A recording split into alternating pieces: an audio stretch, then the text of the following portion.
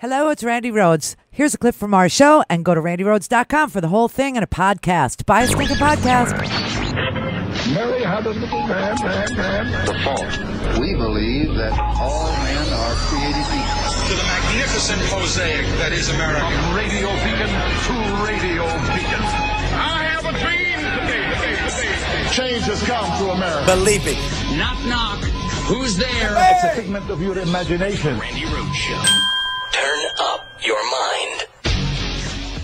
The reaction has been something to behold. I called these gentlemen, mostly gentlemen, because I thought that they might be interestingly certain that these allegations are false. But what I heard from them was that not only do they believe that the allegations are false, but they would continue, at least a couple of them, would continue to support Roy Moore even if the allegations were true. They explicitly told me that they would vote for a child molesting Republican over a Democrat. And so it's really something to hear, and I think it speaks to the level of partisanship on the Republican side of the ledger. Wow. So that's where we left off, where the Alabama Republicans were saying that even if the allegations against Judge Roy Moore were true about the molestation of teenagers when he was in his 30s, they would still vote for him. And Roy Moore came out, swinging, on Friday, said that he was going to fundraise off of it. Monetizing pedophilia, that's got to be a new low, even for the GOP. Monetizing the pedophilia, that is just unbelievable. And he told his donors, quote, "Our nation is at a crossroads now, both spiritually and politically." All right, that much is true, everybody, but not in the way that Roy Moore thinks. No, it is unbelievable. And then in what was a friendly interview with Sean Hannity, Roy Moore said, "I don't remember dating any girl without the permission of her mother." That is his defense. He only preyed on naive girls with mothers who were even dumber than them. That's his defense. And, the most amazing thing is that I really believe that this story was, and everybody's going, well, why now? Why now? Why are all these women coming out now? Probably because this is the first time that anybody knocked on their door and asked them. Now, for the Republicans, the question might be who tipped off the Washington Post reporters, all three of them, who went down there for a different story and ended up working on this story, and then found 30 witnesses to these 4, not 3, not 2, Sean, but 4 women. And now today, 5. Oh, yes. 5 women. It's Molestation Monday, everybody. Molestation Monday. You could say that Roy Moore is an embarrassment to Alabama, but, like I said on Friday, this is a story from Alabama. It's not a story in Alabama that concerns Alabama. They seem to be down with this, but check this out. This just happened just a few minutes ago. Got into his car in the passenger seat. Oh, I'm sorry. I didn't know it was clipped. So this is, I thought this was the whole report. This is Beverly Young Nelson, who just came forward a few moments ago to say that Judge Roy Moore also not only molested her, but sort of kidnapped her and wouldn't let her out of his car. And ladies, he's a head pusher. Ew. And he began driving. I thought he would get on the highway, but instead he drove to the back of the restaurant. I was not immediately alarmed, as there was an exit from the back of the restaurant to the street, and he could drive there to my house without getting on the highway. However, instead of driving to the street, he stopped the car.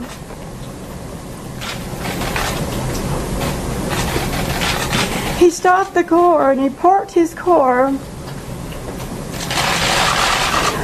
in between the dumpster and the back of the restaurant where there were no lights. The area was dark and it was deserted. I was alarmed and I immediately asked him what he was doing. Instead of answering my questions, Mr. Moore reached over and began groping me and putting his hands on my breast. I tried to open my car door to leave, but he reached over and he locked it so I could not get out. I tried fighting him off while yelling at him to stop. But instead of stopping, he began squeezing my neck, attempting to force my head onto his crotch. No. I continued to struggle. I was determined that I was not going to allow him to force me to have sex with him. I was terrified. He was also trying to pull my shirt off. I thought that he was going to rape me. I was twisting, and I was struggling, and I was begging him to stop. I had tears running down my face. At some point, he gave up. And he then looked at me and he told me, he said, "You're just a child." And he said, "I am the district attorney of Etowah County. And if you tell anyone about this, no one will ever believe you." Oh, jeez. He finally allowed me to open the door, and I either fell out or he pushed me out. I was on the ground as he pulled out of the parking area behind the restaurant.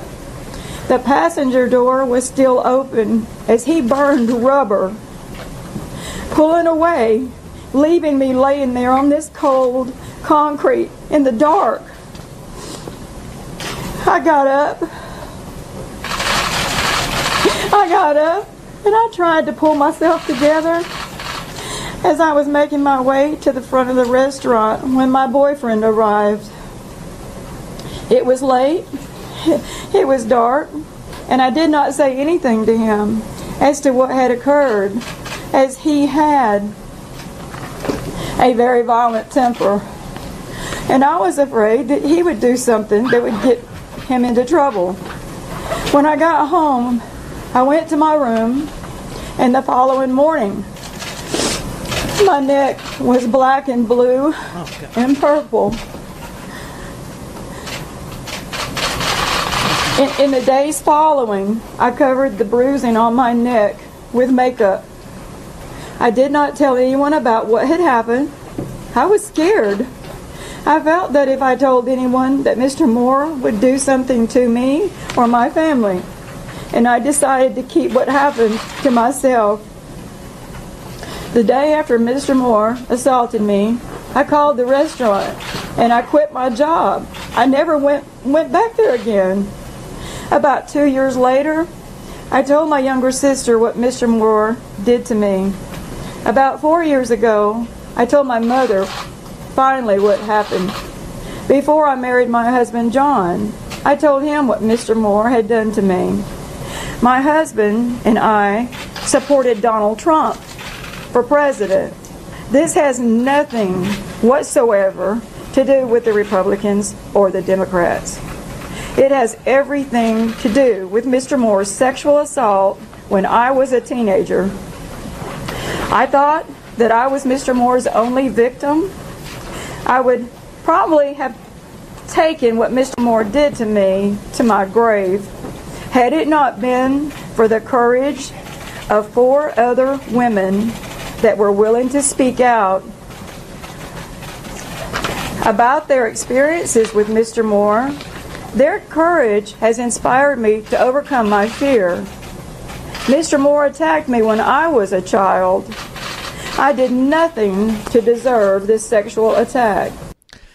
So that's 5 women now. That's five women now. But, you know, if you're from Alabama, that's how Jesus hooked up. That's how, isn't that how Joseph and Mary hooked up? Wasn't Mary, like, you know, underage and working in a restaurant, and then, God came and pulled up and picked her up and took her between a dumpster and the restaurant and then locked her door and became a head pusher? I mean, isn't that the same story? Isn't that the same story? It's the same, right? Because this is what everybody in Alabama is saying. I mean, listen to what these people said. This is Alabama Marion County GOP Chair David Hall. He said, I really don't see the relevance of it. He was 32. She was supposedly 14. She's not saying that anything happened other than they kissed, talking about this 14-year-old girl. 40 years ago. So, you know, and for this woman, it was also 40 years ago. But, you know, she did tell some people. And let's see. This is the other women that they're using to corroborate. Number one was 19, one was 17, one was 16. There's nothing wrong with a 30-year-old single man asking a 19-year-old, a 17-year-old, or a 16-year-old out on a date. It's quite a date. What do you wear to a date like this? I'd say armor. And then Alabama Bibb County Republican Chairman Jerry Powell, he said, I would vote for Judge Moore because I wouldn't want to vote for Doug. I'm not saying I would support what he did, but if he did commit a sex crime, I would still vote for him. I have to vote for an accused pedophile because he has an R next to his name. GOP Chairman William Blocker says there is no option to support Doug Jones, the Democratic nominee. When you do that, you're supporting the entire Democrat Party. Alabama Mobile County GOP Chairman John Skipper said, it does not really surprise me. I think this is typical Democrat ploy to discredit Judge Moore, a sincere, honest, and trustworthy individual. Covington County GOP Chairman William Blocker said that's the typical background of profile of somebody they would be using for that, meaning that these girls all said that they were Republicans and that they had voted for Donald Trump for president. One explained that it wasn't forcible rape. He said, other than being with an underage person, he didn't really force himself, said Alabama Geneva County GOP Chairman Rivlev Steinbrenner. He said, I know that's bad enough, but I don't know. If he withdraws, it's 5 weeks to the election. That will concede it to a Democrat. He also said, if what those girls said about what Roy Moore said did was true, he won't support him. But at the same time, he wanted to say it's not forcible rape. I just know that 14-year-olds don't make good decisions. And over the weekend, ex-colleagues of Roy Moore spoke to CNN saying, you know, it's common knowledge that he did this stuff. A former co-worker who worked alongside Roy Moore in the late 70s and early 80s says that she believes these women. She was the deputy district attorney in Etowah County at the courthouse where Roy Moore was working. She worked alongside him, as I mentioned. Her name is Teresa Jones, and CNN reached out to her, and she told us it was common knowledge that Roy dated high school girls. Everyone we knew thought it was weird. We wondered why someone his age would hang out at high school football games and at the mall. Oh. But you really wouldn't say anything to someone like that. So she is saying it was common knowledge. For now, we're not seeing many cracks in his base of support. So it's common knowledge to the people who grew up in this little county. It's common knowledge that he trolled the shopping malls, that he trolled civics classes, that he asked, 14-year-olds out on dates, that he... That's how, but isn't that the same as Joseph and Mary? I mean, didn't Joseph troll the shopping malls to find Mary? It's the same, right? You know what? This is like if Lolita was a John Hughes film. I mean, this is just so...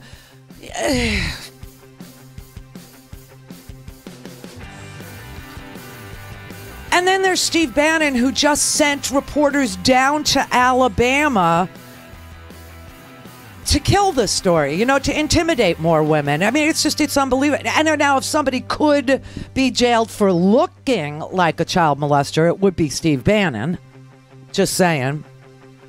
He would be in jail. But, I mean, 5 girls. And people are wondering, who do we believe?